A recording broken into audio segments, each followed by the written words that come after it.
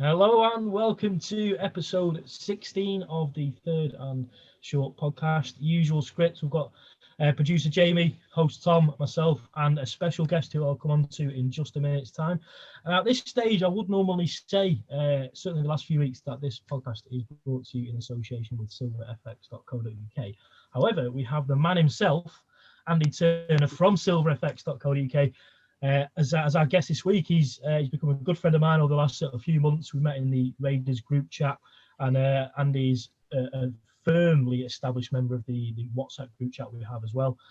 Very active, and we're all massively grateful for the work he's done in getting our merch produced and out there, and all the lines he keeps adding onto it. And I've always said, before Andy came to the group, I've always said to Tom that there's a few guys in the Raiders group chat who have immense knowledge. You've already met Mark, and he was one of them, and Andy seems to be the other one who has a phenomenal knowledge of not just Raiders, which I'm sure Andy will go on to, but football in general, far more extensive than mine. And I've been an obsessive fan for probably the best part of 10 years now. So I think I'll just hand over to you, Andy, if you want. Sort of tell us about your journey and how you got into NFL.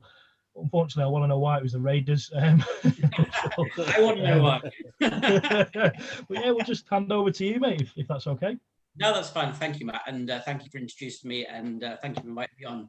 I've been looking forward to coming on to talk to you boys for a long time. So you're right. I really enjoy the WhatsApp group and everything. It's really good fun and everything. And can be a bit brutal at times, but I'm glad I'm a Raiders fan, so you're on my side most of the time. So. We've got to stick together, mate. Wow. Yeah. Well, as everyone says, there's too many of us in there anyway. So. So yeah, I mean, my NFL journey's been quite long, obviously, because I'm getting quite old now. But I think probably the best part of 30 years. I can't believe I'm saying this, but almost 30 years I've been a Raiders fan, and I know it's horrific. I know. And my journey probably started similar to probably most people are in their 40s, really, about my age. Obviously, you started with Channel 4, really. Started watching, as growing up, 17, 18, I was obsessive sports fan, like probably all of us were, football, cricket, anything you could watch, really. But obviously, in them days, there was only like 4 channels. There wasn't Sky or all this other different stuff like that. So it was like, and then Channel 4 kind of came on the board, and obviously they brought on this new sport, American football. So being a sports fanatic, you kind of start watching it and stuff like that. And it kind of drew, and I don't know how everybody else feels, but it's just got that, it just draws you in, and it just caught my attention. Because like some sports come on, like minority sports come on, and you're like, yeah, I don't think I'm going to watch that again, stuff like that. But you watch it because it's a sport, especially when you've only got 4 channels to watch. It's quite limited, and you didn't have like the internet or Twitter or anything like that, no social media. So it's quite limited what you can watch. So I started watching it, and obviously Channel 4 had the highlights. It's hard to remember exactly the format, but obviously had the highlights on of games and stuff like that. And it just caught my attention from the get-go, really. Just like the colours, the different type of the game and stuff like that, the crowd, the cheerleaders. And it was like, for an 17-year-old lad, it was like really like, it was different to what, obviously that was before the Premier League and stuff like that. It was no razzmatazz really about football and stuff like that. And it just caught my attention. And being like I am, probably like you guys are, once you get into something, you get quite obsessive about it, and you kind of like it's tunnel vision, really. So after a couple of weeks, I kind of realised that, and you won't believe, because obviously I'm older than you guys, you won't believe this, but Channel 4 was showing the games a week later. So they were showing them on a Sunday, but it was actually from last Sunday's games, which took, and I was like, so after a few weeks, I'm kind of thinking, so I've got to wait a whole week, and actually the games are being played now. So obviously I can't. So what I did was, one Sunday night when I knew the games were on, about 8 or 9 o'clock at night, got my radio out, and so it wasn't even a digital radio. At that point, you had to just pressing the knob and just go up and down. So it's just like it's so antiquated. It's incredible, really, now thinking about it. But and just thinking maybe I could like catch a station where the American football will be on. Unbelievably, I don't know how it happened, I managed to find one, Armed Forces Radio, Armed Forces Network, which had the American football games on, but which was great in one point of view, but the other point of view, it was horrendous, as in it was only a very tiny bandwidth of like you could watch it. So it was on for 5 minutes and it dropped off, and it was on and it was dropped off, and like you had like it was right. Unfortunately, it was right next to Radio 2 as well. So every 10 minutes, you had like a blast of Radio 2 coming on, which being an 18-year-old lad, I didn't really appreciate. But yeah, I mean. Then I kind of obviously found out that obviously I could listen to the games live. That was like a whole new world it opened up to me. So that was probably like 12 months into like watching the American football and stuff like that. But it's hard. I was thinking about this earlier actually, and I know like a lot of people, probably Matt has, and other people in our Raiders group have got this like just one thing they can say, this is why I started supporting the Raiders. But to me, I think it was just like, obviously when I started watching American football, you would kind of want to support a team and stuff like that. But the Raiders kind of drew me in terms of like with their uniforms, the razzmatazz about them. They're like kind of like Maverick owner and stuff like that, kind of the Renegades, people like that. But also they were quite good at that time as well. So I wasn't going to start supporting a team who like consistently didn't win. So the Raiders were winning a lot of games every season and getting to the playoffs every season. I was trying to think earlier about who they would be like now, and I would say probably a bit like New Orleans. Tend to win the division or be high up in the division every year, tend to get to the playoffs every year. Every now and then they have a really good run and they get to the conference game or the Super Bowl, and they won the Super Bowl. But generally always around the playoffs every year. And that's how the Raiders always were at that point. So I just fell in love with them. That just because they were, I think they're just a little bit different to everybody else. And once you kind of like, as Matt probably knows, once you kind of hooked into them, you can't, unfortunately, you can't go back. But in the 90s, it was great and everything, and early 2000s, and obviously, but after that, since then, it's the last 15 years. Obviously, it's been a bit of a shit show, as Matt knows. And before you met me, probably a couple of years ago, I was like most on the Raiders group. I was so negative, blah blah blah. But I've tried, as Matt knows, I've tried desperately over the last 18 months to try and be more positive about the team. It is hard at times, and even though I admit, I know deep down you're right in what you're saying, I try to stay positive about it, but yeah, it's hard work. But it is hard. To be honest, I wouldn't swap it, and I'm sure Tom's the same, and Jamie's the same, and Tampa Bay have had ups and downs. The Giants are, a great franchise, but they're not having a great time at the moment. It's peak. That's the NFL. Every team has good. The Patriots are horrendous, then they were amazing, and they're probably going back down again. Every team has that up and down. That's the great thing about the NFL. It's not like the Premier League or any other league like Barcelona, Real Madrid, or Liverpool, Man United, Man City. It's a different. I know Kansas City are dominant at the moment, but it's always a different team every year who's going to do something. There's always different teams in the playoffs in terms of because what happens with the draft and free agency and stuff like that. So that is one of the massive appeals I think of the NFL is it's always a pretty competitive league. It doesn't matter if your team has a really bad year. Quite often your team can always bounce back, and there's always an opportunity to bounce back because you're not always, and there's an opportunity to draft a good player as opposed to someone like Man City or Liverpool or United who's going to buy the best players. So you're never going to progress past a certain level. But in the NFL, if you draft well and you set a plan for maybe the next 5 years, you can get there, as teams have shown. So that's a massive appeal for me. But I've loved it for 30 years, and like I say, you fall in love with the game, you fall out in love with the game, mainly because of how the Raiders are, really. But you always have that vibe for it, you always have that love for it, and I think now the last 10 years, obviously more and more people get to know, and like it's great being in groups like yourself because it keeps your interest and it keeps like. It really motivates you more to like it and like it because you got all those. Because when I first started watching it, it was like no one else was watching it and stuff, and it just felt like a bit of like an outsider really watching it. Like people are like, why'd you watch that? You know what I mean? And stuff like that. But now it's like it's just grown and grown so much, and we can tell by our WhatsApp group every day you get a new person to come join in and everything. It's a massive spectrum of teams and stuff like that. And I know I sound passionate about it, but I love the sport and I love everything about the sport. And but as you, over the years, as you go more and more into it, you understand, you get more in depth about it in terms of like how the offense works, how the defense works, how it's a chess game and stuff like that, which you don't know initially when you first start watching it. But it takes years and years of knowledge to understand what they're doing, trying to what they do. And that's the good thing about these two groups I'm in. Everyone's got a very good knowledge of what's going on and they can understand what kind of defensive schemes the teams are running and stuff like that, which to the layman, they wouldn't know. So that's why, I think I've got a good knowledge, but there's some people in the group who've got incredible knowledge. You know, I mean, Mark's college knowledge, stuff like that. It's just at a different level. But he's very obsessive about his college football. He watches tape every day, it's great to like bounce off people like that and ask his opinion. And that's what makes it such a good, to have a good wide variety of views and knowledge in the group. So I love it. Yeah, I love it. Yeah, we're all the same.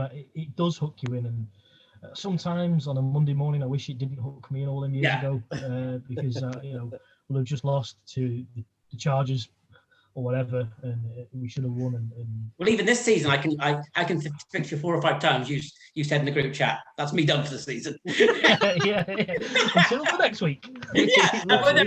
Monday lunchtime, you're back in an aggressive chat about what's going to happen the following week, and it's just you don't want it. You're like, some weeks you're like, right, I'm just going to concentrate on other stuff this week, blah, blah, blah. I'm not even going to think about it. But by Wednesday, when they're starting, when they're practicing again, you just look at there again, you hook back in, you just can't help it. It is, and the beauty of the NFL is come September, every fan thinks it's going to happen this year. Yeah. You look at the players you've drafted, you look at your point on free agency, and you think you might have a new head coach or a new offensive coach or whatever, and every fan will think, this is it, we're doing it. And until sort of mid-October, every team is still reeling with a chance, and then not when you start 0-4 and then 2-7. But Tommy, even you say that, but like up to the last week, you had a chance to get. I appreciate the division, but you still had it still kept your attention all the way through the season because you had a better chance than most teams still to get to the playoffs in the last week. So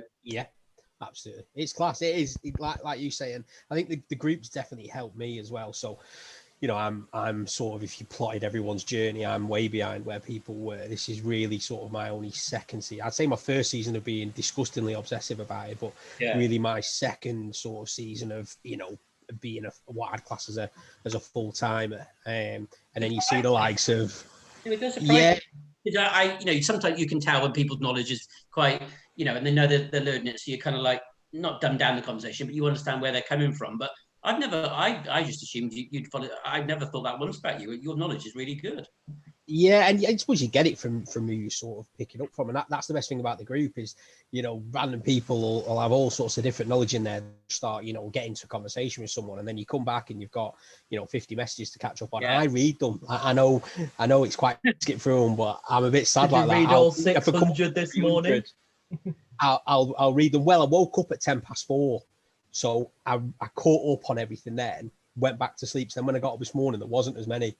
Yeah. But it's just good because like you see, like you almost go, right, well, I want that knowledge. So it keeps me heavily invested. Even when, when we got done by the Eagles on that Thursday night and I just muted the group for 3 days, I was spewing. But then come the Sunday when you're back in, I was like, right, well, I need to catch up on the messages. Yeah. So I love it. It's great that there's a massive network out there. So yeah, I can imagine it was difficult when you first started out. You know what? Yeah, and I think what Matt just said about coming to start the season, but I think that's been a massive difference in the last 10 years. It's like before when you started watching it, like you kind of like. Because there wasn't really the internet or there wasn't Twitter and stuff like that. Like I say, when like the Raiders got they got rid of their coach and said they got a new coach in the 90s or something. You didn't know about it, and literally you didn't know anything about free agency, the draft and stuff like that. You were clueless about. All you knew about it when the start of the season again, you'd watch it, but you didn't know the players, the new players and stuff like that, unless they were like well known from a different team or something like that. But it's hard to imagine it now, like. The Raiders get a new defensive coordinator and it's all over Twitter for 3 days. But like when the Raiders got a new coach in the 90s, the only reason I knew about when they brought in Art Shell to be the coach, because he was their first black head coach, I actually read about it in the papers because he was like the first American, football head coach. There was a little bit of column in the paper. Like, wow, the Raiders got a new coach. But there was no internet then. There was no Twitter. There was no way to source it. So you wouldn't know. And that was like thousands of miles away in America and stuff like that. So I think the last 10 years has brought the game so much closer to us. And I think people like in their 20s and stuff like they don't grasp how much knowledge they've got now. It's at their fingertips now. Like, 5 years ago when NFL Game Pass, you just think you're in heaven. Or when Red Zone comes on, it's like you can't get your head around from listening to on a radio that's like, 1 out of 3 plays you can't listen to, and it always goes away in the fourth quarter, so you can't hear it. So now, literally, it's at your fingertips 24/7, and it's just like it's an incredible journey where we've come from and where we are now. Yeah, it's class. That it is class. Be like things like this pod and stuff like that. I mean, it's just like where are we going to be another 5 years time? It's growing all the time, and talking to Stuart in the group who works for NFL UK. It's like it's massive and it's growing all the time. And like, well, the group can testify that because like Matt and you boys are bringing people every day, new people, and from a different variety of teams. It's really good, and it's good that we're all passionate about it. It's not like there's not many people in there just don't really hear from them. Pretty much everybody makes a contribution some point during the week, don't they? So I love the group. I had I think was it last night when was it Chris? I think the Lions fan was saying he was going to struggle to stay up for the second game, so he wanted to stage an argument with me. We had a little bit of banter for 15, 20 minutes or something. He messaged me outside the group saying, "I hope you're okay about that." I was like, "Chris, it's fine. I loved it. I love arguing, as everybody knows. It's something you're good at. It keeps. I'm not good at it, but it keeps me going. And I spoke to Chris all day, to be fair. And I really like him. He's a good guy. Shame he's a Lions fan. Shame he's a Watford fan. But I just think but there's nothing like you said today. Like if people take offence, well, that's their own fault. But there's never anything. No, brutal, not brutal to a personal level or anything like that. There's nothing, anything like, you know what I mean? It's like, and Matt, as much as anyone, that I can be oversensitive and get really sensitive and take it to heart sometimes. And like me and Mark have humdingers all the time, but he appreciates it and I appreciate it because he knows I'll go back to him. But he always texts me after and said, "Andy, it's not personal, because he knows I'm sensitive. He knows I'll get upset about it. But sometimes it's hard, but it's just passionate. That's what it is. We've both got our point of views, both got our opinions, but we both want the same goal, as we want the team to do well, and we've got different ways of looking at it. But I think that's the good thing about the group. You're never going to get anything too brutal about it. It's good fun, and we all take the piss sometimes, but it's never ever personal, is it? So no. Not unless it's Gary. Not unless it's Gary. Unless it's in a Cowboy fan. Yeah. Bloody Broncos fan you brought in the night. And the Chargers fan. And the one Chargers fan. Yeah. But I'm going to be nice to him next. I want to do his merch. So. Well, yeah, that's like a perfect segue there with the word merch. Like I said, you're all wearing the third and short. I couldn't find anywhere to put mine, but there it is. There we go. I mean, I've got to stay in this. We've got to keep the traditions going. The street. We've got to stay in like this. So we're doing well. We're still winning. We'll go on to that soon. But yeah, the merch. How did you get into Silver FX? And I've been with Silver FX now for 12 years, a bit more than that really. And I used to work for another company, and we did some printing and stuff for this company. And the guy who ran the company, and one day he asked me if I wanted to go and join him, and which I did. But it was traditionally then it was more hockey, football, netball, that kind of thing, because he was a hockey player. And then a few years later than that, he had a heart attack, and he's retired. He retired 3 or 4 years ago because he had a couple of heart attacks.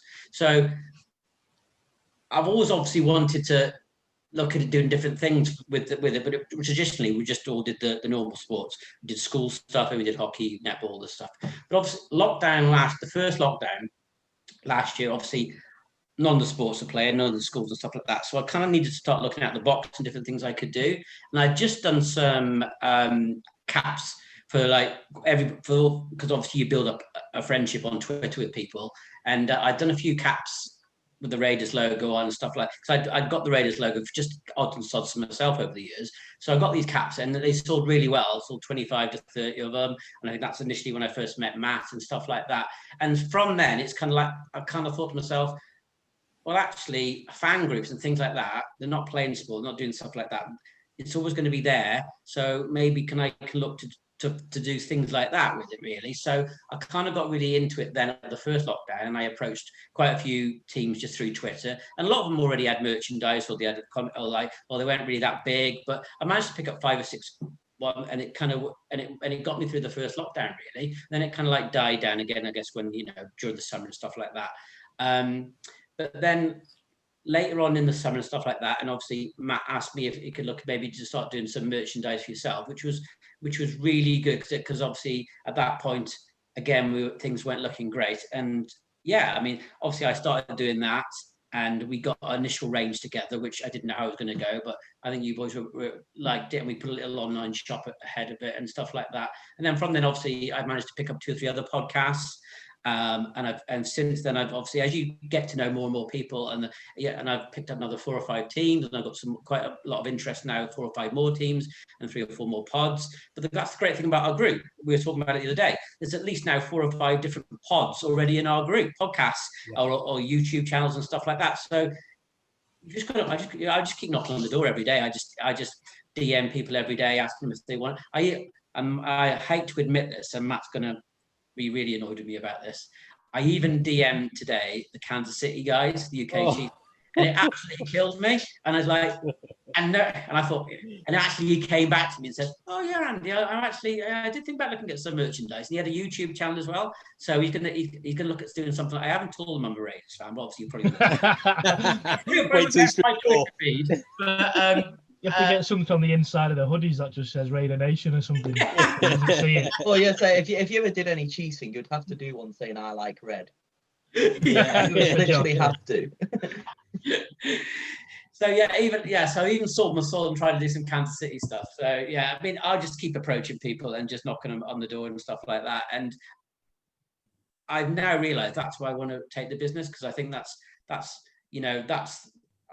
can be a really big growth area for me. And just meeting people and getting contacts and getting more and more contacts. That's where I want to get, because it's my passion. So if I can do my passion with my work as well, and because I'm so into it, like last night I was like obviously watching the second game, but I probably noticed I wasn't really on the group on the second game because I was working until about 4:15 and just getting stuff together to do designs and stuff. So I'll start the game on and stuff like that, and then every 200 minutes I'd look at the phone and say, "Yeah, you're right." Just seeing me and Gary talking.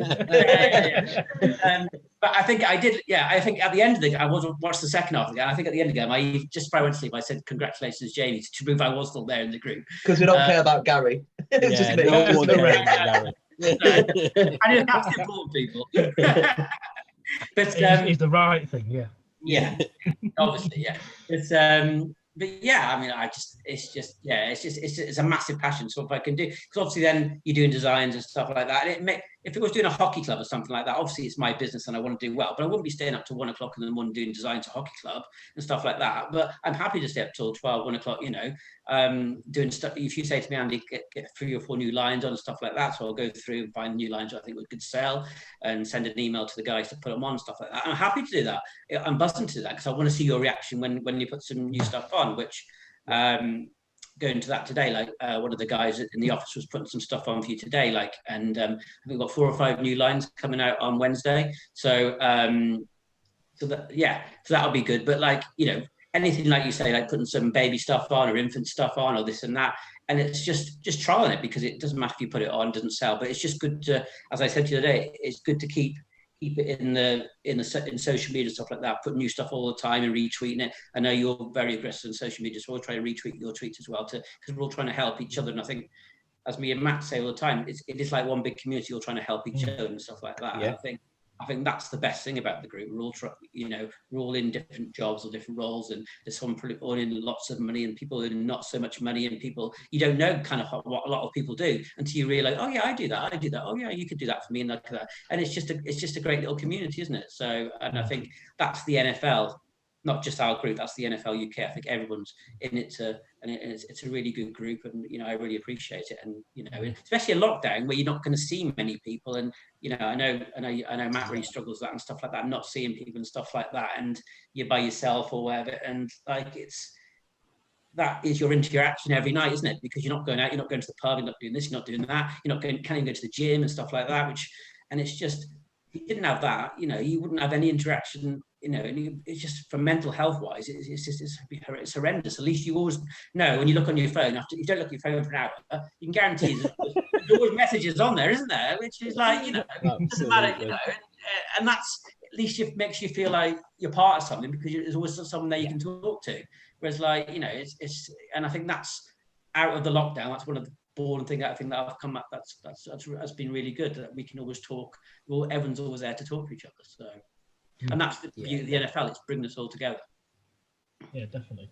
You mentioned our Twitter is active. It's all Gary. It's mostly Gary, shall I say? Yeah. We drafted him in a couple of months ago now because I couldn't keep up with watching the game and tweeting and doing other things, and I couldn't be arsed either, to be completely honest. But we knew Gaz is one of our originals from our sort of group, and he's done wonders for our Twitter, to be completely honest. He's really good, but he's good. Like, he always asks questions. He tries to get everyone involved with it, and he does a report after every game or that following morning, and like said, "All the group's really tired this morning," stuff like that. It's almost like, it's like a family from a family on Twitter, and he's really good. Yeah. He's really good at how he does it like that and stuff like that.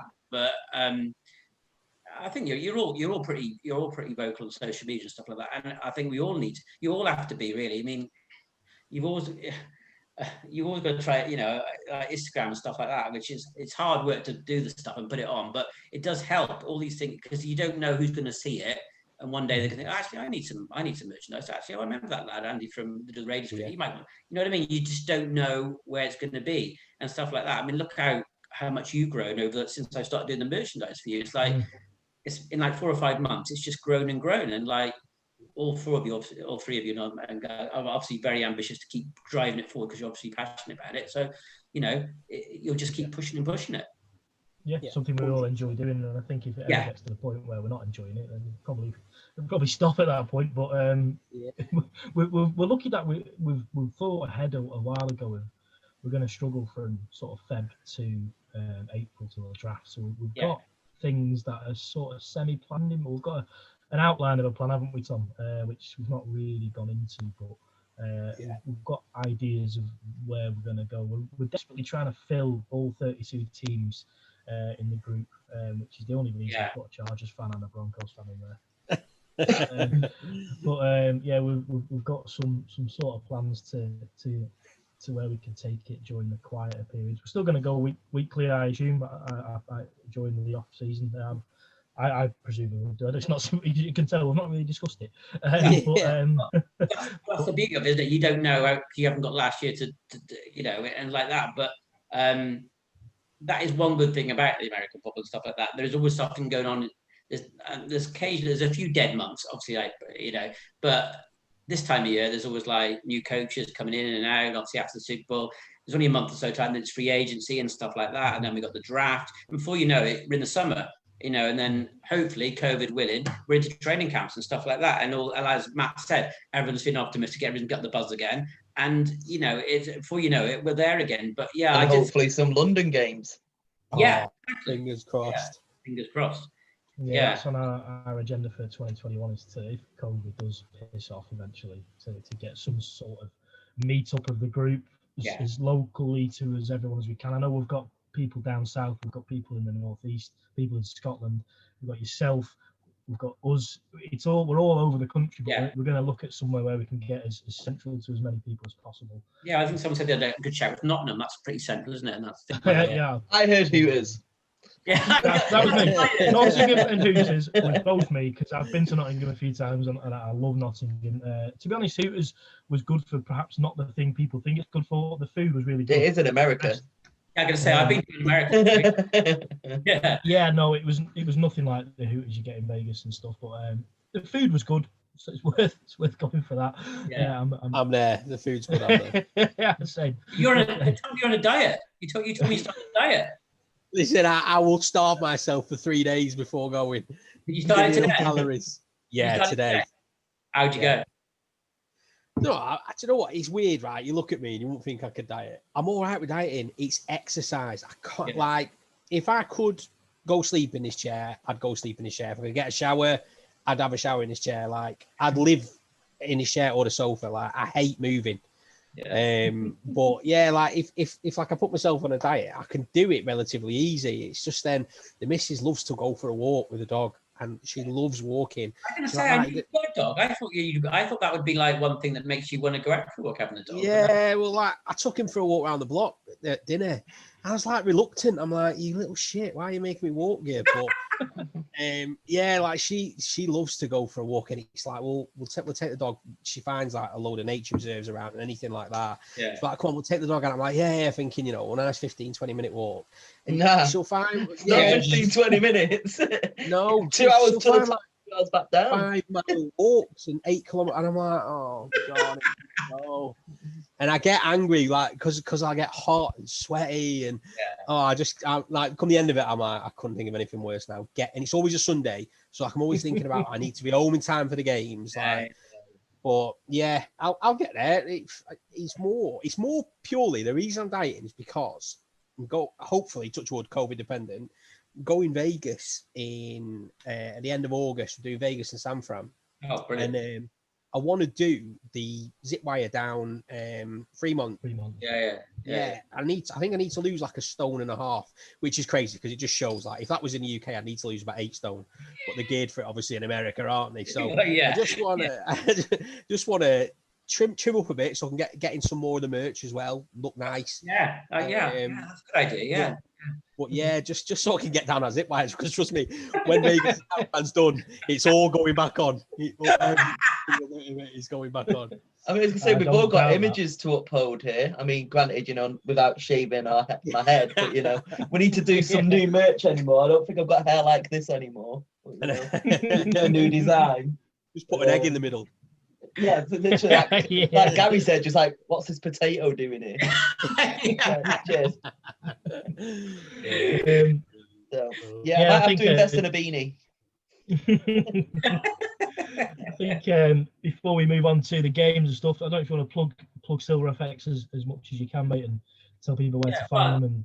Yeah, well, obviously, you know, you plug it for me as well. Obviously, it's silverfx.co.uk. We're on Twitter. I got my own Twitter, aturno7. The link for Silver FX is on there. Instagram, Andy Silver FX. The link for Silver FX is on there. We've got a Facebook page, silverfx.co.uk on Facebook. And that's where we are. And I'm Andy at silverfx.co.uk. If anyone needs anything, if anyone wants anything, please drop me a message and I will look at it for you. But yeah, any potential people looking at merch for their podcasts, for their team they support, they will look at something that even it's just like 1 or 2 items or a one-off, some beanies or some caps, please drop me a message and I will happy to look at it and love to look at it. And I'll spread the gospel for it for you. So yeah, definitely. Anything like that. And couldn't be recommended more highly from us. Absolutely. Yeah, no, thank you. And and that's why I try and support you guys as well, because you support me a lot and you're always bigging me up. And I try to return the compliment and try and help as much as I can and do bits and pieces and stuff like that. And even like that thing I did on Saturday on Twitter, I'm trying to like promote you more, you know, sending a beanie and stuff like that. But I'm just trying to like more and more people can see you and what you do and watch the pub and subscribe to the podcast and stuff like that, because it's a really good podcast. I like and you lot are a really nice bunch of guys, and I think we all need to help each other. So if I can, and doing that by giving away a few freebies here and there and stuff like that, if it helps, it helps. So yeah, you know, it's but the good thing out you don't, you know, you're always still supporting me and supporting the merchandise and stuff like that, and not just merchandise for yourself. You're always bigging me up for other merchandise I do and stuff like that. So it is well appreciated, and you know, that's what you know. So I want to thank you as well for your support. We're massively appreciative of what you've done, mate. Just to clarify as well, just so obviously the listeners can hear, with your podcasts and stuff, you say that you only do it for sport, or is it just any podcast? Is there a particular, like, say, genre that you're after, or is it just mainly sport?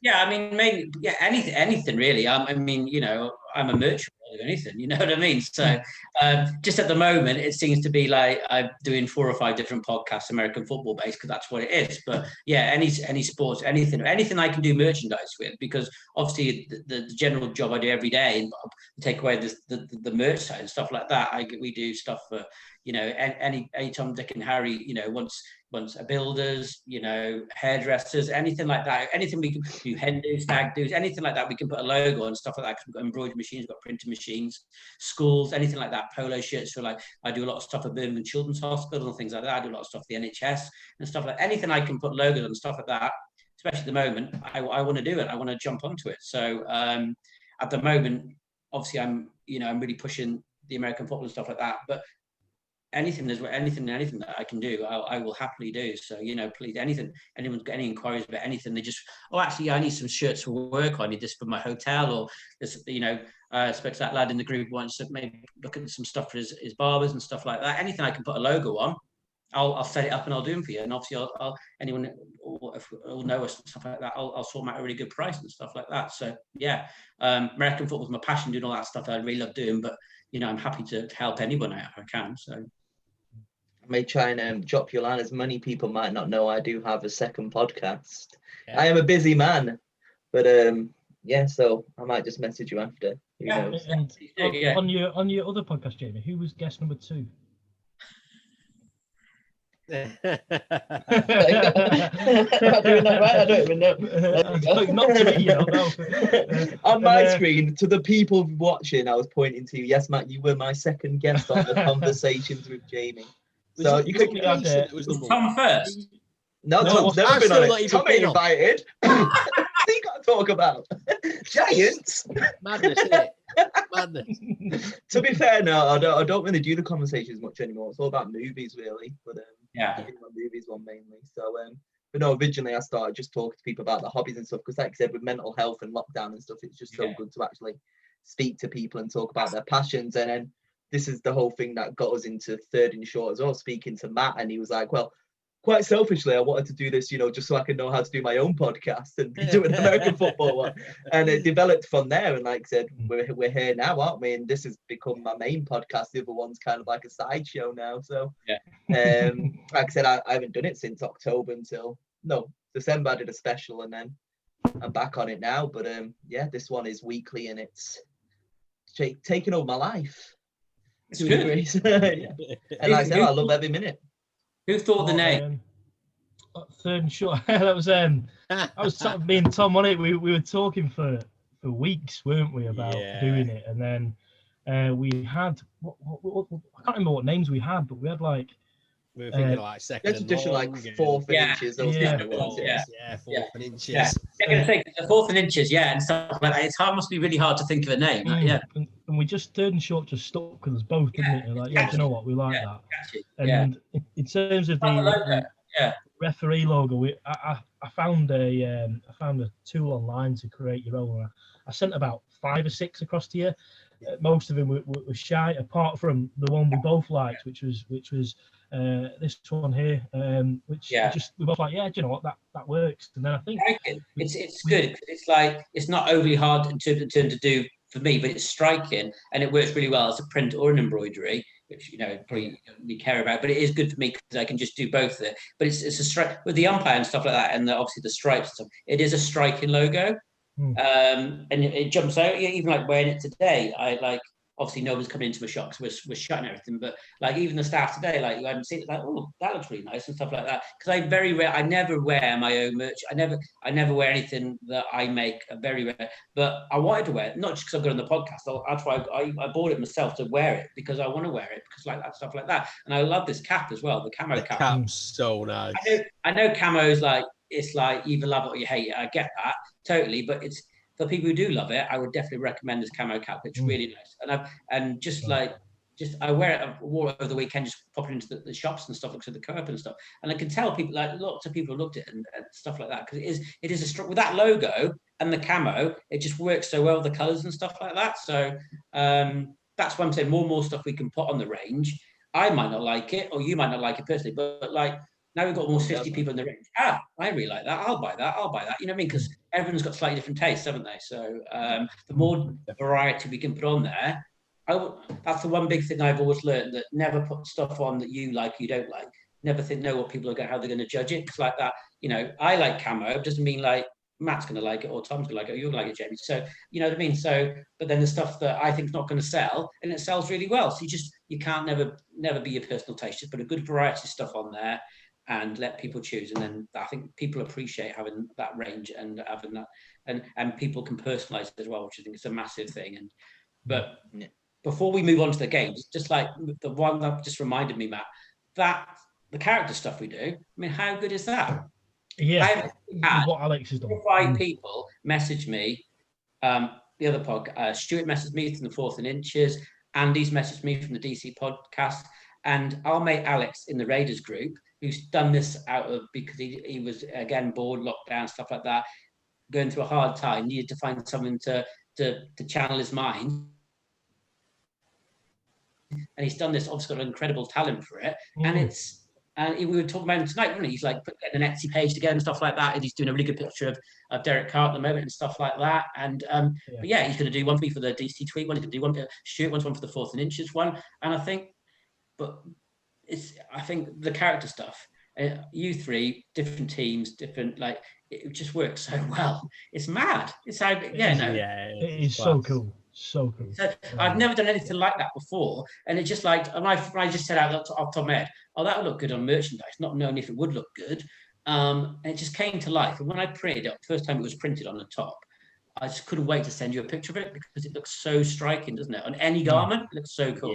Yeah. And I gave Luna the T-shirt on Friday, and she couldn't believe she had a T-shirt with Daddy's face on it. She was buzzing, and she straight away recognised the logo on the front because she said, "That's the same as your hat and your jumper." I was like, "Yes, it is." So she was as a 5-year-old, she was made up to have this T-shirt that's the same as what I've got, and it's got my face on it. It does. And credit to Alex, he did them on his mobile on an iPhone, which is phenomenal work. Now he's got an iPad and stuff like that, hasn't it? And he's like well into it, and it just goes to show that, like, but it's just really good. And like you say about Luna, I know it's your daughter and stuff like that, but the logo's stuck in her mind. Do you know what I mean? Yeah. It's like, and she knows it's associated with you, but that logo's stuck into her mind, and like that logo does stick into your mind, and it's just a bit of that novelty with you three guys on there. It's absolutely. I can't wait to just be in Sainsbury's and see somebody wearing it. That's like the ultimate dream. Come over with a pen. Do you want me to sign that? Like, who are you? Like, that's me. You'd be like, no, it isn't. You ain't got no hair.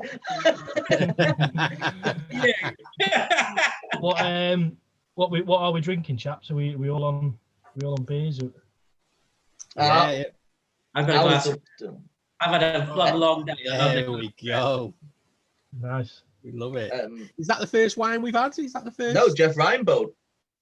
Oh, of course, yeah. Whole bottle. We're drinking from the bottle. Though, Andy. Good company.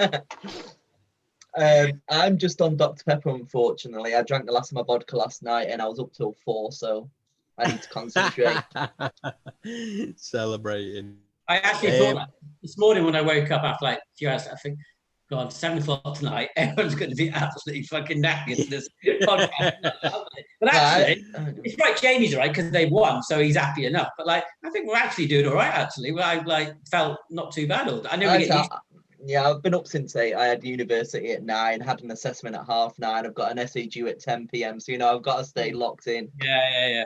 But I tell you what, by 10:30, I'll be dead. If they'd lost, me and Matt say that, like, I'm just staying up till 4 or 5 o'clock. That's even more draining, yeah. And the Raiders lose the last play, which they did like 2 weeks in a row at 4:30 in the morning. It's like literally, the world's ended. The world is actually ended. I can't sleep after it. It gets inside my head so much where I'm angry, I'm frustrated, and then I'm annoyed with myself for staying up and watching it. And then I look at the clock and it's 5 o'clock and I'm like, I'm getting off from working at 6:40. Probably you clock watch, and then 6:47. Yeah. And then you drop off, and then like 10 minutes, you're up again. But if they win or lose, it doesn't matter. You've still got that buzz, haven't you, for an hour? You can't. Yeah. That's it. And if they do win, you're right, because when they do win, I'm excited. I'm buzzing. I'm checking Twitter.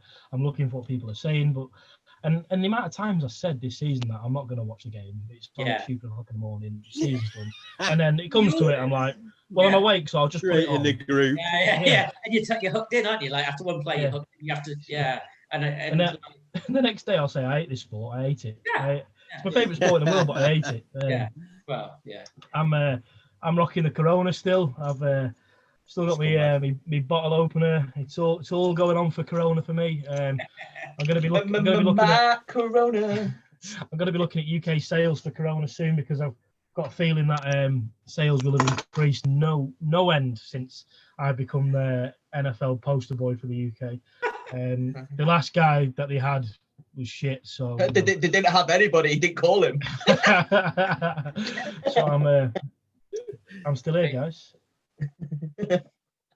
Well, I'm not desperate and I won't sell my soul, so I'm just on Modelo. You tried though. Oh, he tried for 13 episodes. So yeah, we've all got a nice little drink in us. So yeah, let's talk about your teams. Yeah, I mean, before we do go on to results, very quickly, Andy, how do you think our season went? Sorry to go away from the. I know you, as I've said many times, you are Mr. Positivity in the Raiders group, and I am. But yeah, I mean, yeah. I think we have very similar opinions on everything, possibly apart from one thing. But I think we both are massive fans of Mr. Carr. Still, we both appreciate him. There's a lot in the group who don't appreciate it. I think more have come round to him this season in terms of what he's done. And obviously, he can be slightly limited in what he does. He needs a good offensive line around him. He does need pieces around him. Otherwise, he isn't. I always have the argument: is he an elite quarterback? No, he's not a top 5 quarterback. But I think you put him between 8 and I would put him around the 10, 12 mark every day. But I've seen him. I watched him play for 7 years, so I know he's got a fantastic arm. He reads defenses really well. There's a lot he does that people don't appreciate. He's very smart.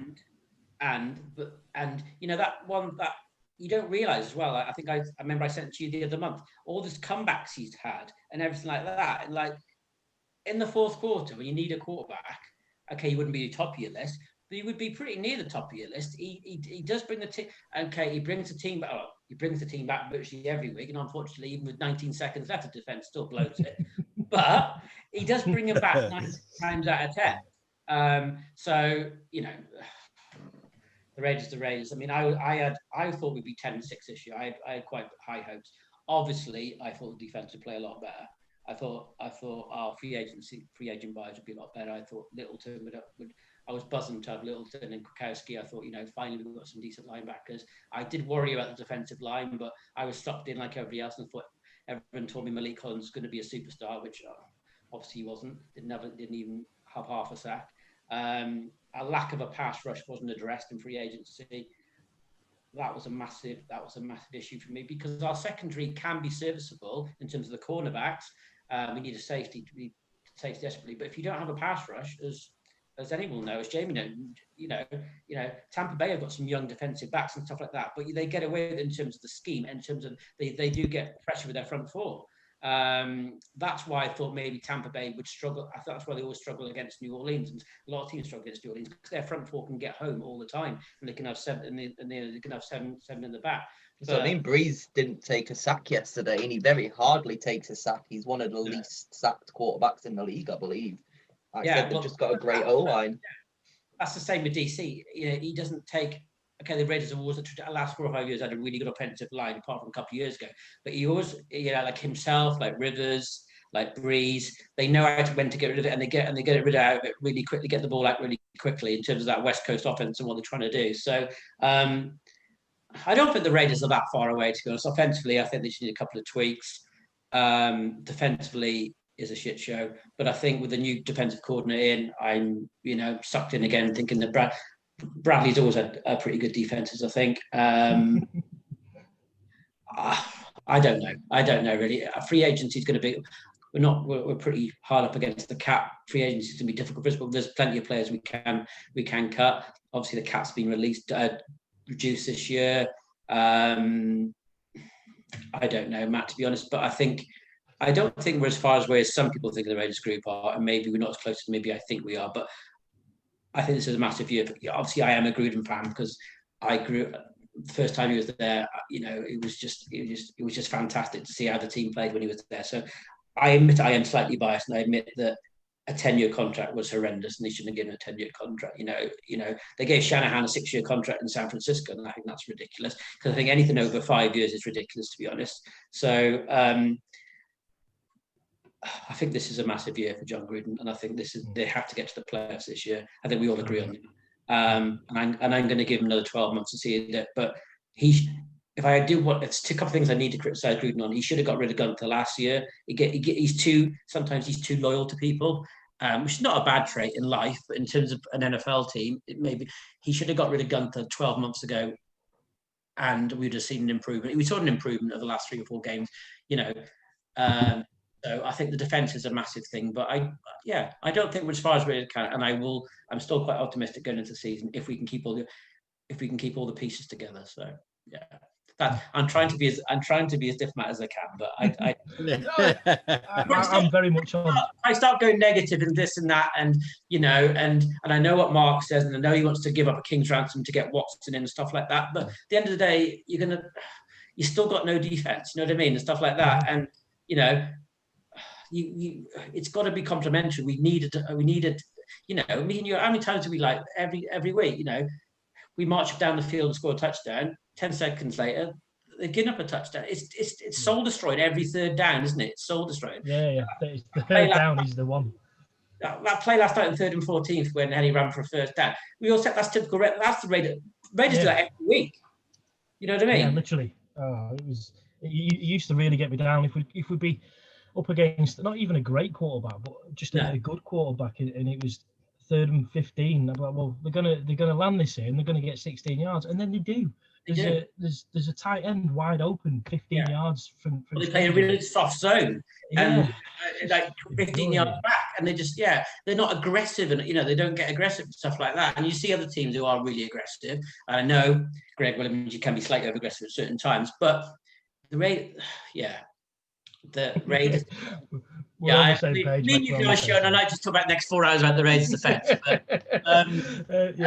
But look at Tom. Their offense, the Giants' offense, but the defense kept them in games all season. And not that many really well-known players in terms of before the season. You've wondered how they played, but the Giants' defense was sneakily good all year. It was sneaky. That's it. And if we'd probably had to say a mid-tier offense, exactly, we probably would have had 10 wins. You would, you'd easily had 10, 8 wins and stuff like that. But hopefully, in an ideal world, we'd take Leonard Williams off you and put him in our. I don't think we can. I don't think many. I don't know if we can. No, I think there's only a few teams who maybe could afford him. So. But who knows? Who knows what's going to happen? But that's the good thing about the NFL, isn't it? As we said, you always at the end of the season you can be optimistic again. There's a turnover of coach and stuff like that. There's new players coming in free agency. There's the draft and stuff like that. And before you know it, it's going to be there's certain people in the Raiders group, and Matt knows who they are. They think we have to get to the Super Bowl, or it's that. But to me, I'm a weather beaten fan. I just want to be competitive. I want us to get to the playoffs. I want us to get there and then see where we go. You know what I mean? I just don't want to, it's just soul destroying not getting to the playoffs every single year. It's just horrible because every other team seems to get there, and you just don't know. You just don't know what's going to happen, and it's just but Matt knows exactly what I mean, don't you, Matt? It's like it'd just be nice. It's like watching Matt, to be fair. I'm just about to say it's weirdly nice to see someone else feel like I feel, and it's not me. It's not me, and I don't mean that I like seeing you frustrated, Andy, because that's not what I meant. It's quite relieving to see someone else have the same frustrations that I have and the same very similar opinions to what I have in terms of the Raiders.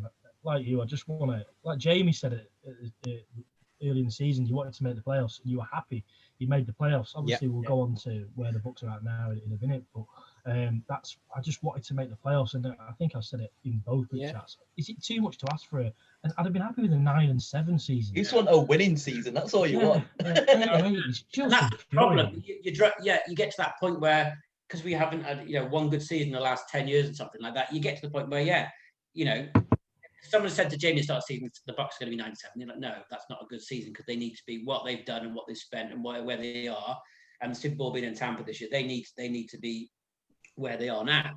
Fair enough. But I'm sure a lot of times during the season, Jamie didn't think that you were going to be where you are. When the Saints absolutely destroyed you, start of December, you probably didn't think that was ever going to be sitting here now in the conference game, did you? So in the championship game. So I mean, like I said, I've been a Bucs fan for 15 years or so. So I'm used to you're terrible games.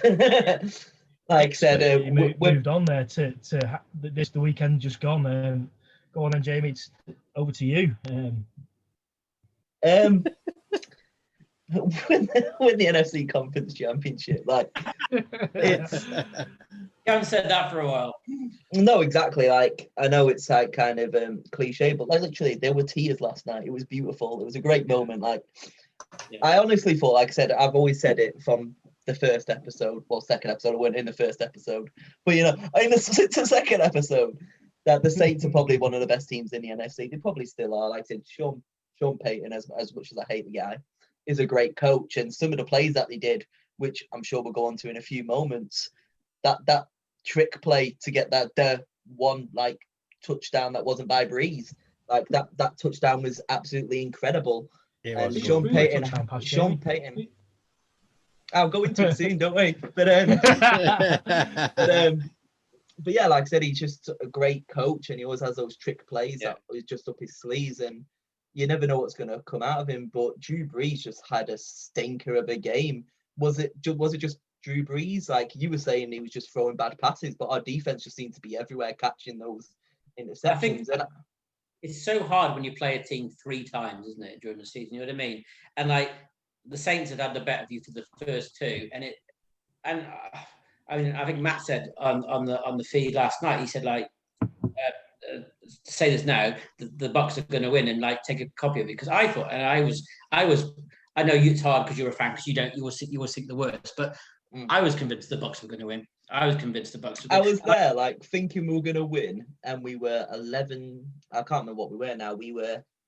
Yeah, some odds just over 2-1, and I was like, I'm going to put 20 quid on this because I've got 20 quid there. And I was like, no, I'm not going to do it, because I know if I put it on, we're going to lose. That's a fact, yeah. But to me, at the 4 games, I was convinced that the Bucs were going to win.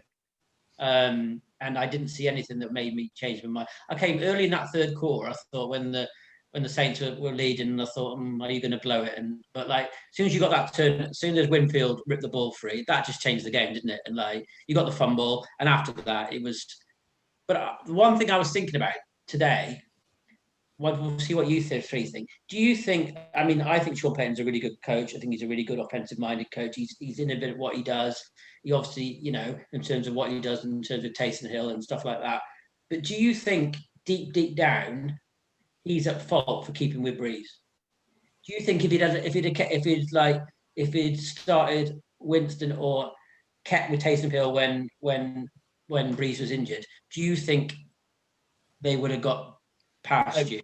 Again, like I said since episode 2, Jameis Winston was going to the Super Bowl, but unfortunately he ain't now. I'm a massive Winston fan, and if Winston had one throw, 56 yards, touchdown, no interceptions, Drew Brees had 19 completions, 1 touchdown, 3 interceptions. But it's not a surprise, is it? Like, me and Matt saw Brees week, and I was shocked how bad his arm was when the Raiders beat him. I was out because everyone thought that the Saints were going to roll into Vegas and smash us, and we all did as well. And early in the game, they moved the ball, because anyone can move the ball in our defense, but even our defense played pretty well. And I was shocked he can't throw the ball back. That was in week 2. So like Peyton knew that all year, and he knows it.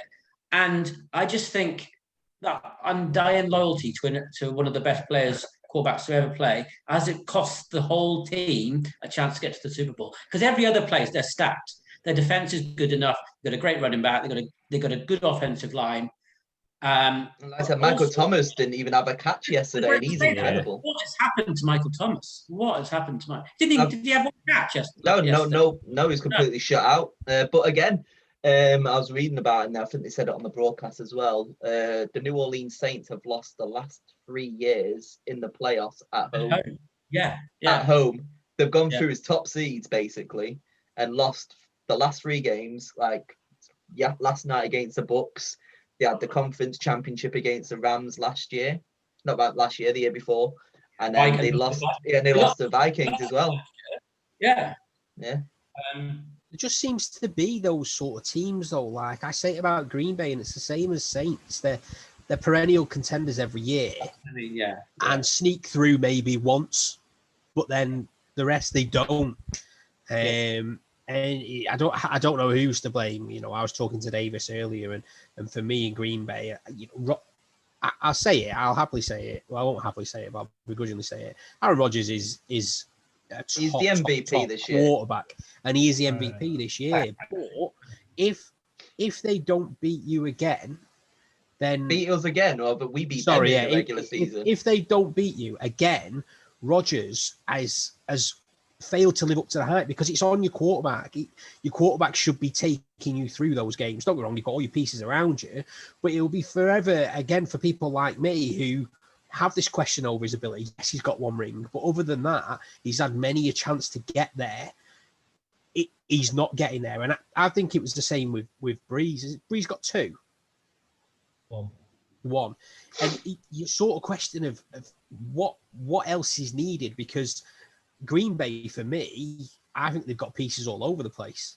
So I'm really interested in that game, because for me, you've either got Bucs are going to win and it's going to be the first team to finally play a Super Bowl in their home stadium, or you're then going to get Rodgers goes through and then that duck's broken, or you'll get Green Bay again not getting there, which in the time I followed the sport, it's always been that.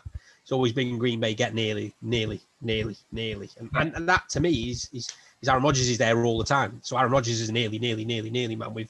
He has got one ring, I'll give him that. So, but I think wasn't that his second or third year that he got it? And then since then it's not so. But a generational talent of Aaron Rodgers with the pieces around him, when he retires, he's only had one ring. He will. Feel like that is not a successful career, because the talent he's got and everything around him in terms of every year, no way he can finish with one ring, because he'll feel like he's not achieved everything that he needed to achieve. I don't think. This is the best I've seen him play. I've only watched it 3 or 4 or 5 years. I mean, drafting Jordan Love has definitely lit a fire under him. That's 100%, because I thought last season he was on the wane, and I just thought but this year is arm strength, his velocity. 5 interceptions and 48 touchdowns in the regular season. More touchdowns than punts. Yeah. I can't get over that stat. I can't get over it. Mad stat, isn't it? It's unbelievable. And I hate paying homage to him, but that's out of this world. I don't think you'll see that many times at all. No.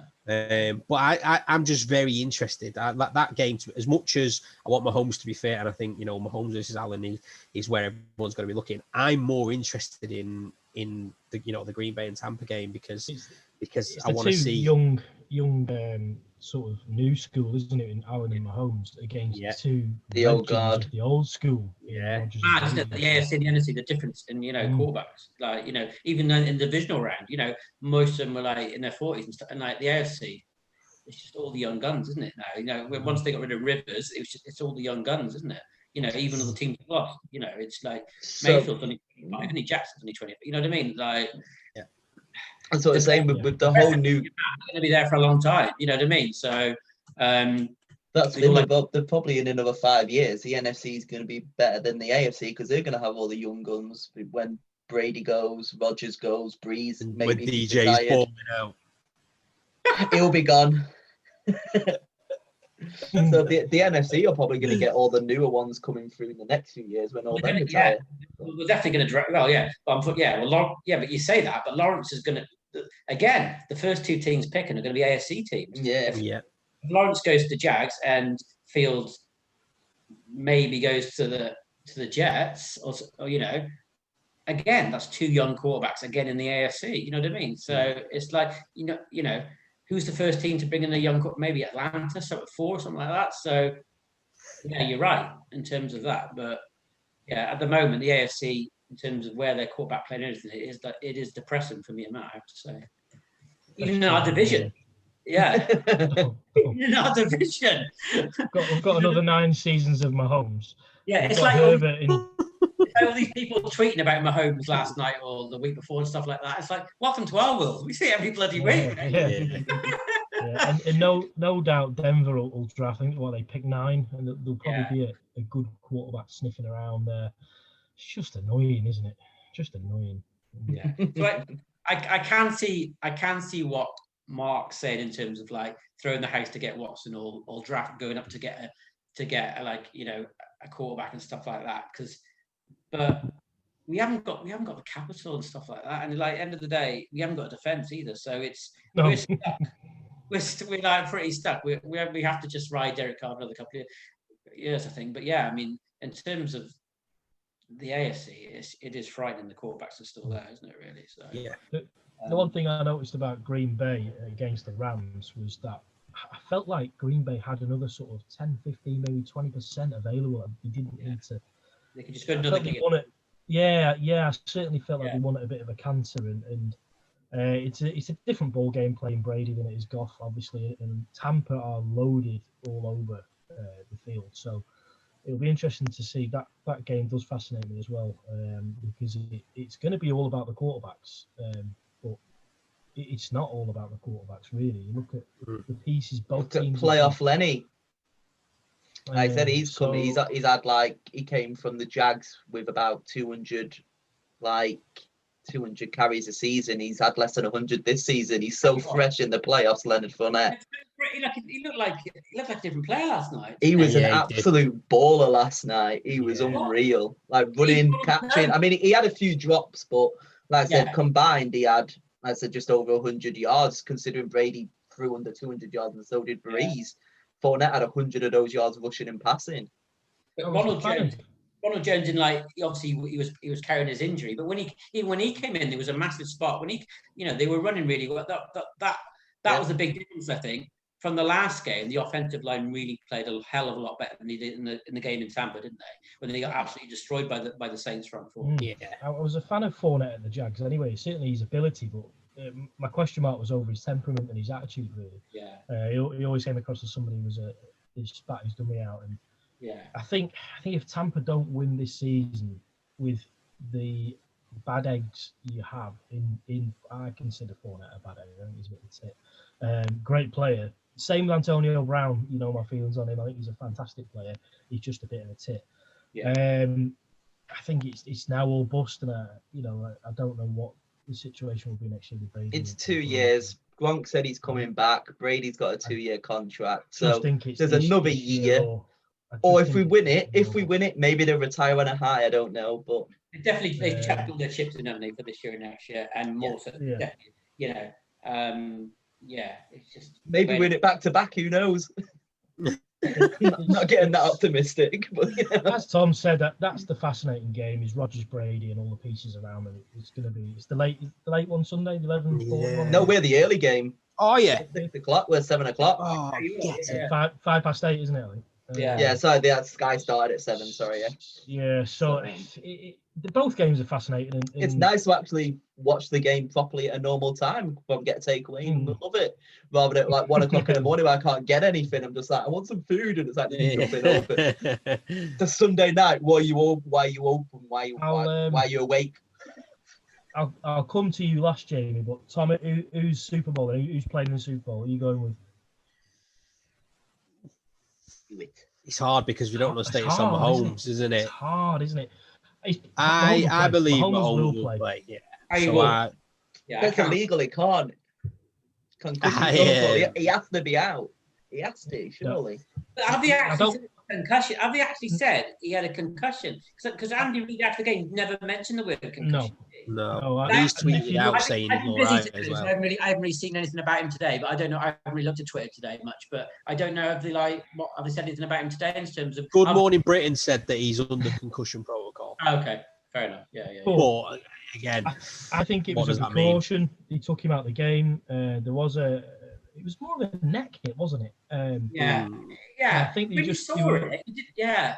There were a few points up. I thought we're going to take a punt here and we'll take him out of the game because if they'd left him in, I don't know if they'd have been allowed to or not, but if they left him in, he took another hit, then the risk is out for even longer, isn't there? Oh, massively.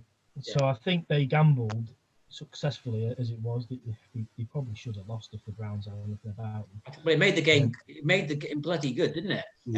Absolutely. Everybody was, even like my brother-in-law, who's not really into American football. Even he was texting me and saying, "Are the Browns going to do it?" Everybody was like, "It was so." It was incredible. The last quarter was so tense, wasn't it? It was brilliant. It was absolutely brilliant, wasn't it? I loved all the comments on Twitter like before the game. They were saying, "Chiefs not to score over 30 points." Just got 22, 23 points. Yeah. I think I said in either to Josh or in the group. I can't remember. I think he said it in so the the group. Chiefs It'd be a lot closer. The People are the saying. Chiefs will win a close one. You know, I don't want to say I was right. I was right.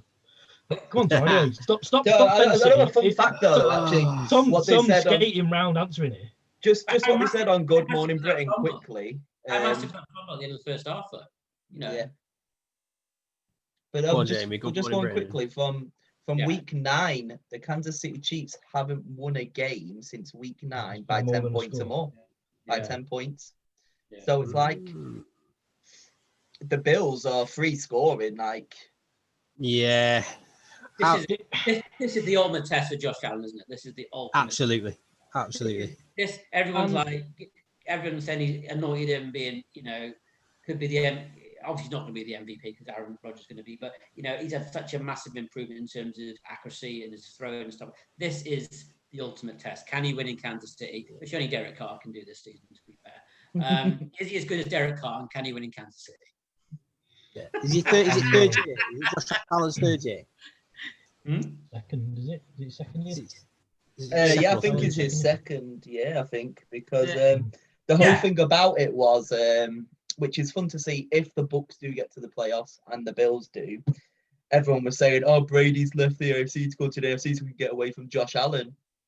So, obviously, same conference in it, so going to play the Bills, Brady from his old conference rival against the Bills. When was this is Darnold's third year, isn't it? I thought it was his third year for some He reason. was drafted the same year as Darnold, wasn't he? Matt's looking now. Yeah. I'm gonna have a look. It's his third year, isn't it? It's his third year. Yeah. Maybe he's second as a starter. Maybe, I don't know. Yeah. Maybe that's where we're getting the second from. But I feel like it is his third year because it's Darnold's third year, and he was drafted the same year as Darnold. It was Darnold, Jackson. Yeah, you're right. So this is his third 7 year. Yeah. It's a career definer, isn't it? I think. Massively. Yeah. Massively. If you can go and beat the champs in their own backyard. Yeah. But to be fair, I still think Chiefs go through. I'm going to go for a Chiefs Bucs. You think the Bucs will beat the Packers? I think that's a biased opinion because I don't like the Packers. I should really bet on the Packers because streaks don't often get broken. What do you hate more, Aaron Rodgers or they're playing at home at the Super Bowl? Yeah, I just like that. You hate those happen. Stories. Yeah, I don't know. It's a tough one, but I think I'll go Mahomes and Brady. Here's one for you. Would you rather see Rodgers losing the Super Bowl? Rather see Rodgers losing the Super Bowl more than Gary and Jamie losing the Super Bowl. Tough one. I would probably love to be in our group if the Bucs lost in the Super Bowl. Would you love to be in our group? But then it's a double-edged sword, isn't it? If we won it, because I will leave there's that group. risk. Yeah. You will leave that group if the Bucs win it. I will leave. Jameis Winston isn't throwing his touchdown in the Super Bowl now. So we need a new agreement.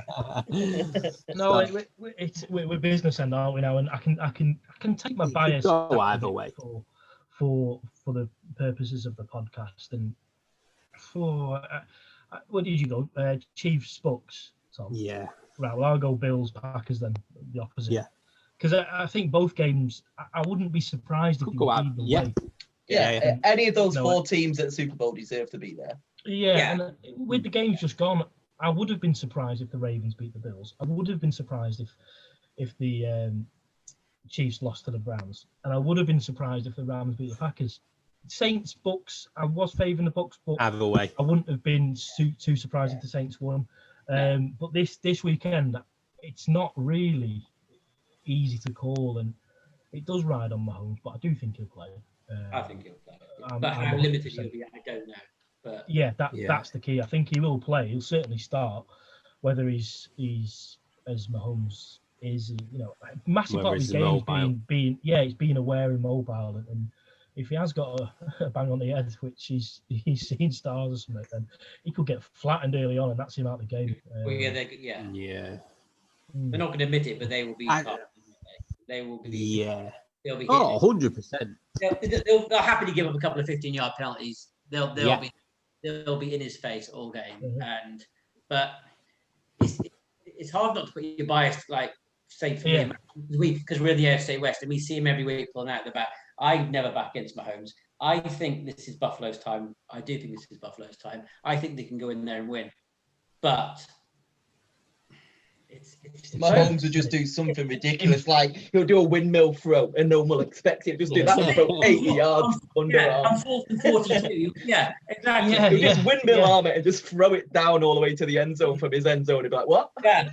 He'll just throw it up like that, use his remote control from his send it down, and Tyreek Hill will do a 100-yard dash in 4.3 seconds and catch it in between both bollocks or something. That's what will happen. I tell you what though, Andy Reid's got some bollocks going for that running, passing the ball in 4th and 1, hasn't he? Yeah. Another person. There's not one other coach in the NFL who would have done that. I don't think. It just infuriates me because he's a great coach. He's such a fucking idiot. Yeah, he's not even an idiot. I just hate him. It's mad That's how how I feel about overlooked Sean he Payton. is. Mm. It's madness, and now he's making everyone eat the words, aren't he? But I still think my concern now. I didn't believe in the Bucks and Brady sort of hype throughout the majority of the season, but now I'm seeing what Brady's doing in the playoffs. I agree. He's now got that chip on his shoulder of, no, I am going to show that it was me and not Belichick. I don't, even if he wins it, I don't agree that it was a mixture of the both at the Patriots. It was not one or the other. Jamie, how would you critique him last night, Brady? What would you say? How would I say his performance was? Yeah, in terms of, do you think he wasn't quite as good as he had been the last 2-3 weeks before that? I only think that because the Saints are a top 5 offense and a top 5 defense. Like the Saints are, I still say probably the best team in the NFC. Like I think they are a top team. They got the best defense.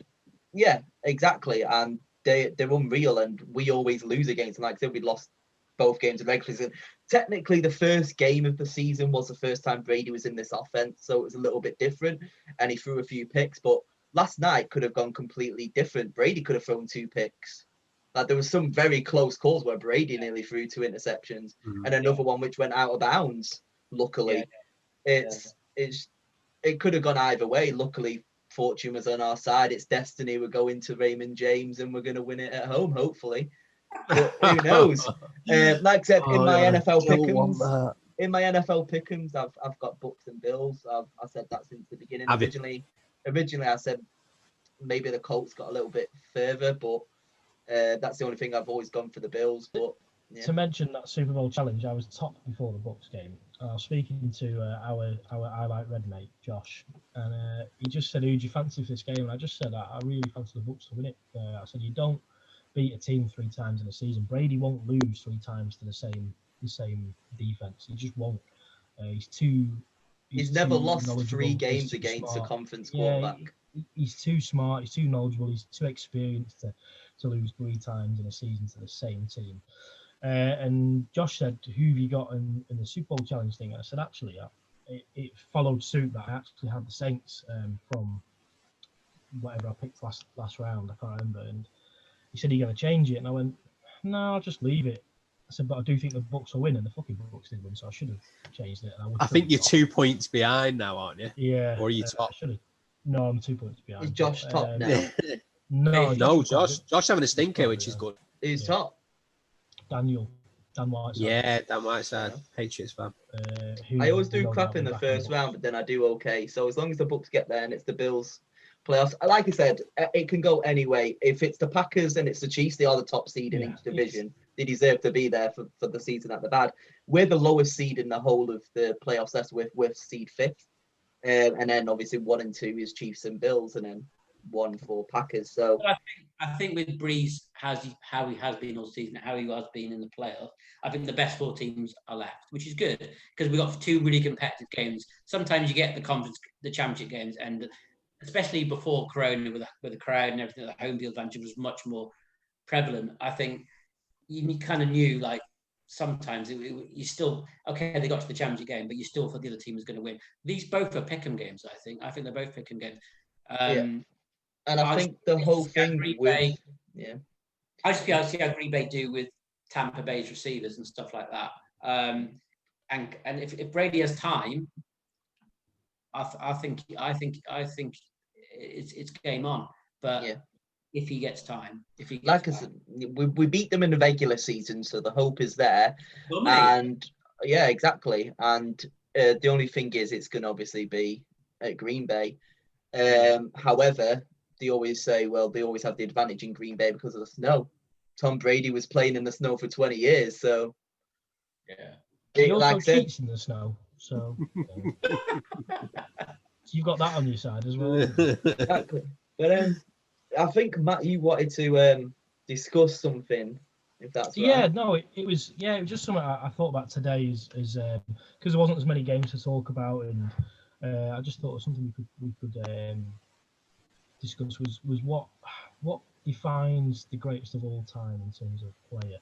And I tested it in the group chat, as I wanted to see the opinion of NFL fans rather than just casual fans, because as Andy mentioned earlier, we've got a lot of knowledgeable people, a lot of big fans, long-serving fans in the group, and it was what determines somebody being in the conversation for the greatest of all time, or what makes them the greatest of all time. So the original thing you've got to talk about is obviously your NFL rings. Like I said, you've got the one things I always constitute is obviously getting to the Super Bowl and winning it, turning the game around in a fourth quarter and coming back and doing it that way. Somebody you can rely on to change the game and take it by the scruff of his neck, and wins. Like, you can't really dispute wins. Or based off all three of them, you've got Tom Brady, you've got his Super Bowl rings, you've got those. He's got the most playoff wins, the most regular season wins, the most touchdowns ever in the NFL. There is no argument that he's not the greatest of all time. There is an argument, and I'll give it to you. You can dismiss rings and playoff wins, because rings and playoff wins go hand in hand. If you didn't have the playoff wins and the rings, you wouldn't have the unless you're Rodgers or Brees. They've only got one. No, but I'm saying they don't have as many playoff wins because they haven't won the Super Bowl as many times. I don't think that having the most wins makes you the greatest of all time in a team sport, because if that's being said, I will say someone like, I don't know, Fabio Da Silva is a better defender than Jamie Carragher because he's got more Premier League titles. Is that right? No, it's not. So in that sense, I'm not going to accept that having the most wins in a team sport makes you the best individual player of all time. What about MVP awards in a game all season? Because I'm pretty sure Brady leads that too. Like that's Cristiano Ronaldo and Messi have won the Ballon d'Or. You don't just count so them that is something that can be taken into account. I think what was touched on in the group was stats, achievements, and I put something in the group. I've not got it. It'll be on my phone somewhere, but it was before the game of Brady and Brees. They both are like first and second alternate. Yeah. In various, I can find it. I can't be. It does help when you play 20 plus years though, but you know. Yeah, of course. And Peyton Manning is also in that bracket because he had a really long career, and he was up there on some of the stats. I assume he's not anymore because Brady and Brees are just carrying on forever and ever and ever. But yeah, I was quite pleased with the responses in the group. Because the general consensus from those that replied were people will think it's titles and rings, if you want, that will make you the greatest of all time. But my devil's advocate is it doesn't in a team sport.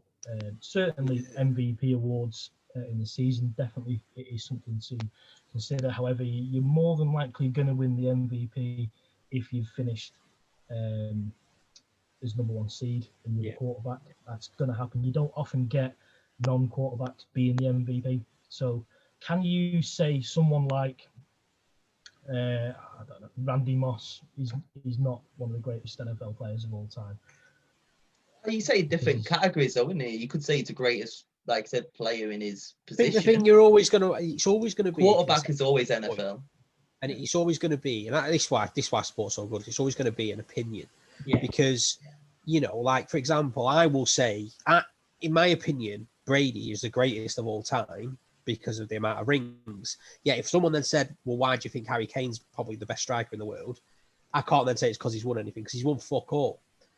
So it's going to change, and I think I have inconsistencies in what I believe, and I think everyone will. But I think until you have something like the UFC, you have pound for pound rankings, and there's an award for it, you're not gonna decide it. Yeah, you're not gonna like Brady, Brees, Manning, whoever it is, triple threat, knock each other out. Yeah, if you had like in football, they have the Ballon d'Or, so that is the best player of that year. So really, however, that is voted by people, so it's still an opinion, isn't it? It is, yeah, but it's your closest thing you're going to get it to say, well, like Messi, for example, has got however many Ballon d'Ors versus Ronaldo versus Pele versus whoever. Therefore, he's the closest you're going to get to greatest of all time. Everyone's still going to dispute that. So I think everyone, especially with Brady, because he's such a contentious character that, he's Marmite. People either think he's a prick or they love him. I think he's a prick, but still appreciate his talent. But I wouldn't sit there and I wouldn't be like, he is the greatest of all time with someone who's saying he isn't, because it is an opinion and I can't prove he's the greatest of all time. Just because he's got 6 rings, potentially a 7th coming, doesn't mean he's the greatest of all time, because Eli Manning has got 2 Super Bowl rings. And don't get me wrong, he's massively underappreciated, Manning, for what he did. But he isn't a 2-ring quarterback, is he really, when you think about it? And even those seasons we won them. No, he's not. Yeah, I'd say Rodgers is better than Eli Manning. Yeah. Oh. 2 rings, mate. Eli Manning has 2 rings, and I imagine because of that, Eli Manning might have more playoff wins than, that's worth checking, I don't know, might have more playoff wins than Aaron Rodgers, possibly. So, according to your theory, Jamie, Eli Manning's better than Aaron Rodgers. I said all of it takes into consideration. Well, I said Brady leads all of them. And Brady leads them all. Based on your theory, you're putting Eli Manning ahead of Aaron Rodgers. Based off Super Bowl rings, but then you talk about MVP awards. Then you talk about wins in the regular season, wins in the postseason, taking the game by the scruff of its neck in the 4th quarter. I still don't think counting team wins should count towards an individual award. Who would you say is the greatest NBA player of all time?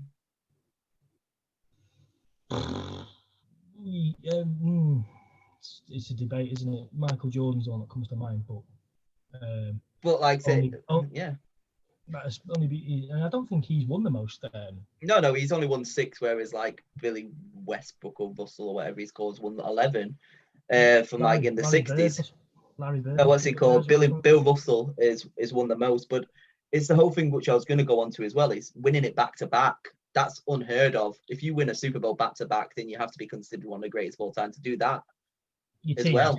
If we're having this debate in, say, 3 years' time, and Mahomes has got another 2 rings, he's changing the game every season, isn't he? He is changing. I think if I'll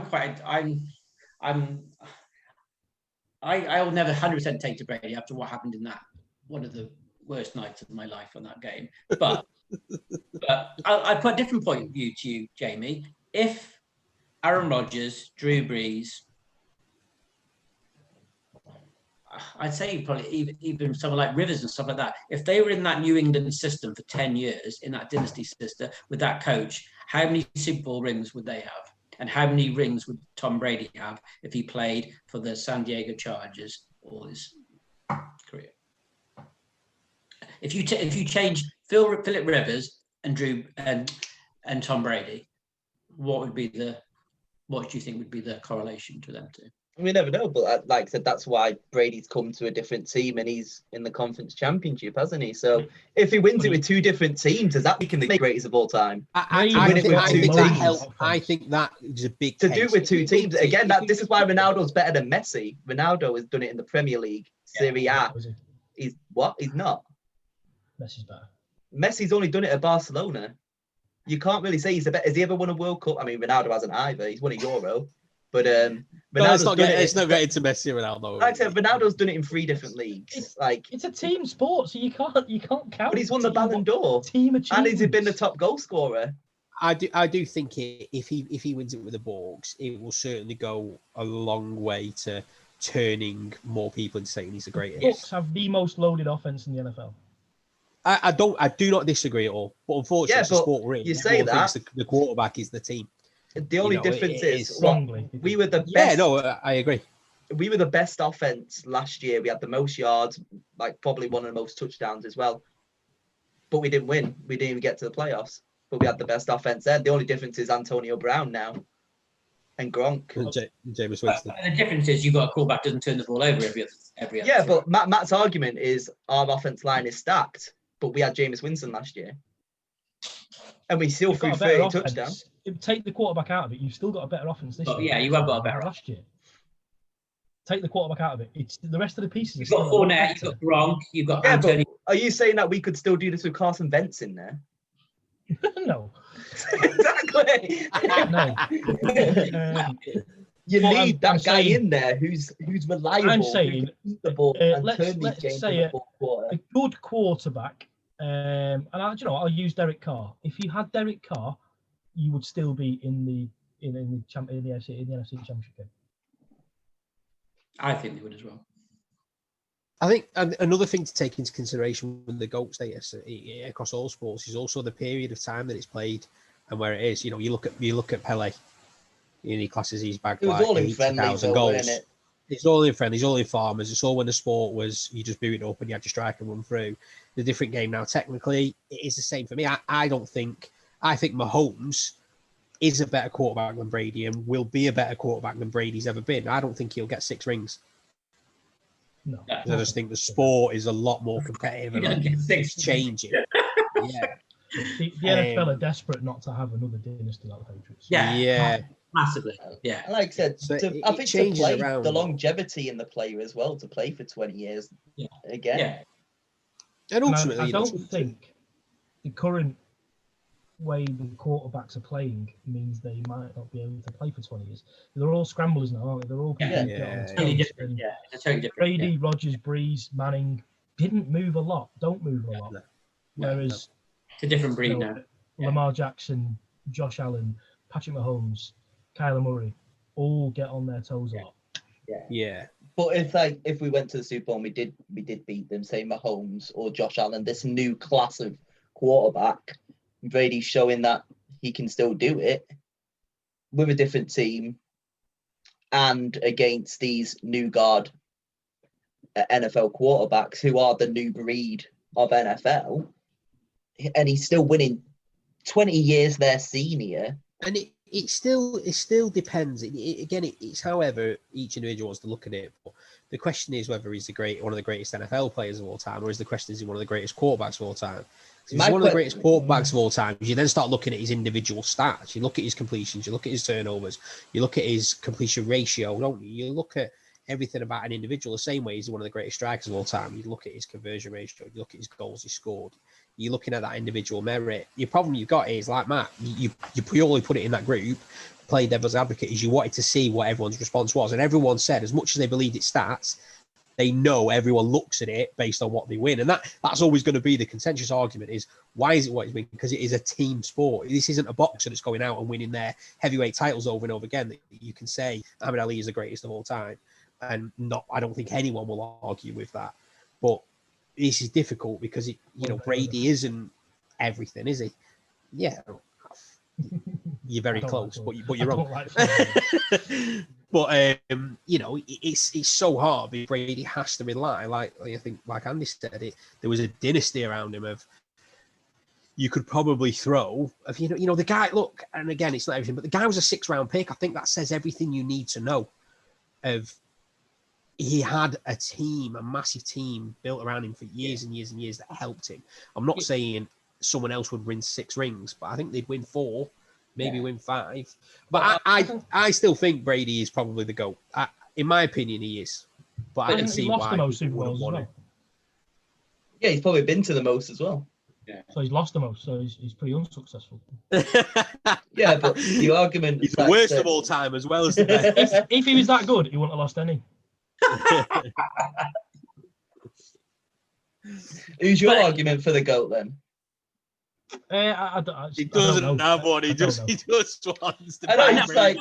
It's a good argument. Everyone just says Tom Brady. And it's good just to widen the argument. You can go back 20, 30 years. Joe Montana, Steve Young. There's John Elway. John Elway was an incredibly talented quarterback and only won 1 ring. Did you win 2 rings? Gannon. There's my Gannon, the GOAT. Yeah, but it's difficult, isn't it? They Like say it about Mourinho, don't it they? is the ultimate of a team game. Because last night, if the Tampa Bay defense hadn't had 4 turnovers, Brady wouldn't have won. Let's face it. They were like on their knees until Antonio Winfield ripped that ball free. So they won. Brady helped, but they wouldn't have won without the defense. So it is it's such a difficult argument because you can look at it both ways, can't you? You need the help. You do need the help. That's what I was not a point I was trying to make. It was more of how can I say this diplomatically? I don't like Tom Brady as a person. I think he's a cheating scumbag, and there's plenty of evidence to back that up. Google it for anyone who doesn't agree with me. However, I will appreciate that he is very, very good. He is in the conversation for the greatest of all-time quarterbacks, and you don't know how much it pains me to say that. These guys will know. They know my opinion on Tom Brady. You just hit the nail on the head there, Andy. Without Tampa's moves on defense last night, Brady wouldn't have had the chance to win the game, if you will.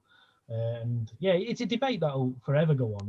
Like the Ronaldo, Messi, like the whoever you want in whatever sport, team sport certainly. Who's the best individual player of all time? I don't think it's something you can ever confirm. No, it's even harder though with American football. There's 40 odd players on a team, and there's a totally different. There's an offense and a defense. Last night, the narrative could be so different. If they didn't have them 3 turnovers and you saw Brady snatch it through for less than 200 yards and they lost the game, they'd have a totally different opinion of Tom Brady as they do this morning. And it's such a fine margin, isn't it? Really, because it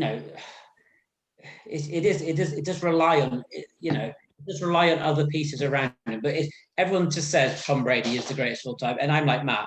I've got not a massive opinion on Tom Brady, and I'm biased. I admit that, but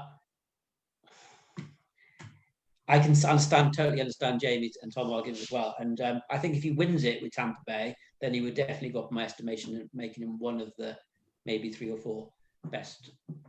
That's what's so good about the sport, though, isn't it? It's such everyone's got just done 20 minutes on that, and everyone's got a slightly different view on it. That's what makes it so good. If everyone had the same opinion, we could go on and on and on about that for we would be sitting here 2 hours. No, yeah. Something we'll debate in the off season, maybe. Yeah, we'll just do 7 episodes on it. We could easily fill it. We could. We could do something where we all take a player each and state our case or something like that. I don't know. Yeah. I think is it. I was going to say, is Aaron Rodgers not got the highest quarterback rating of all time? I think I read that. Well, I was just about to go into a different stat. I was just looking at because you were talking about completions and stuff, weren't you? So based off the best completions in history of NFL, there's one player that is in the top 5 4 times. Drew Brees. Drew Brees has had 4 top 5 completion seasons. His worst completion season in the top 5 was 71.2% pass completion. And even that though is relying on somebody catching the ball. Yeah, and it's relying on the scheme he's had for the last 8 years. And I feel like I'm taking something away from Drew Brees there, but he's still relying on the person at the other end of the field or the pass to actually gather it up. He's in there 8 times in the top 25. I mean, even Derek Carr's in there. Derek Carr is. I mean, if I was to pick the greatest of all time, obviously. He's got no rings. 2 votes. It's 2 against 1. Tom Brady in this group chat, so in this podcast.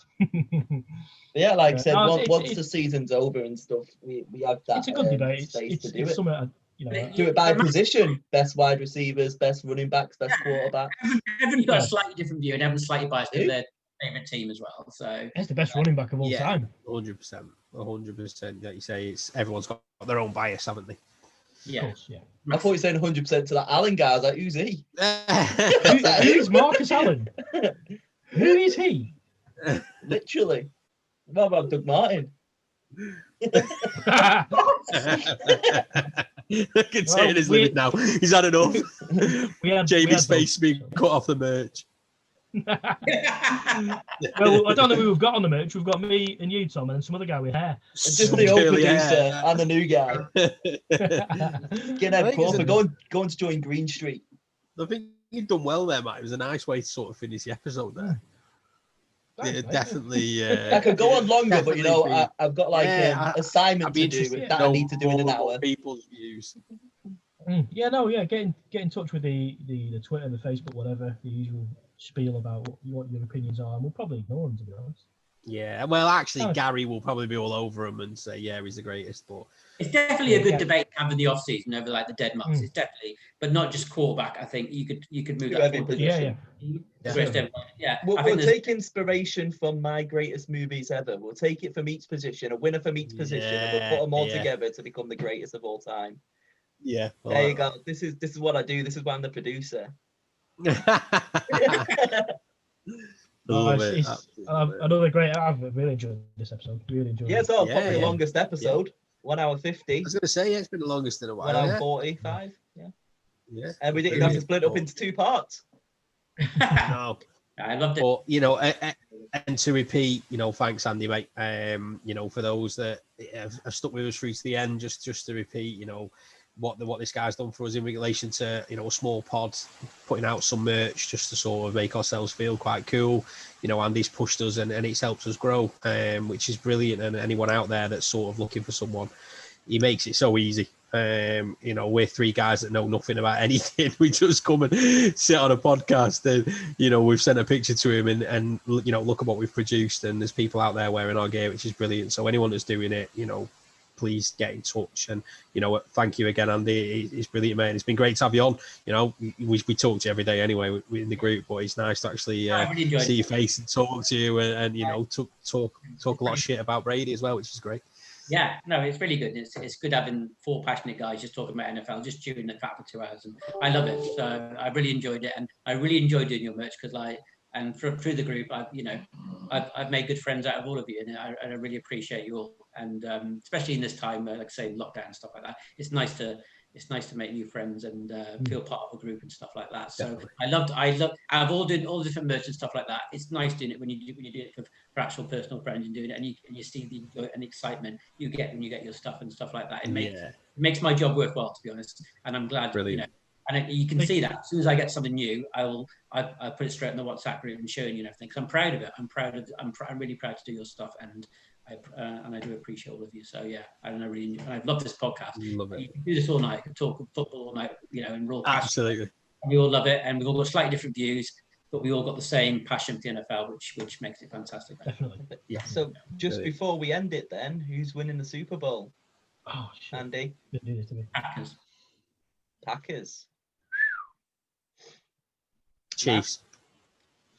You didn't even say the Chiefs were getting there. Come to me last. I did. Come to me last. I'm going to stick with my guns. Chiefs. You've got to say the Bucks, haven't you? I've got. So, all right, at okay. this moment in time, You I have to say it's going There's to only be one team left, the Matt. Bills.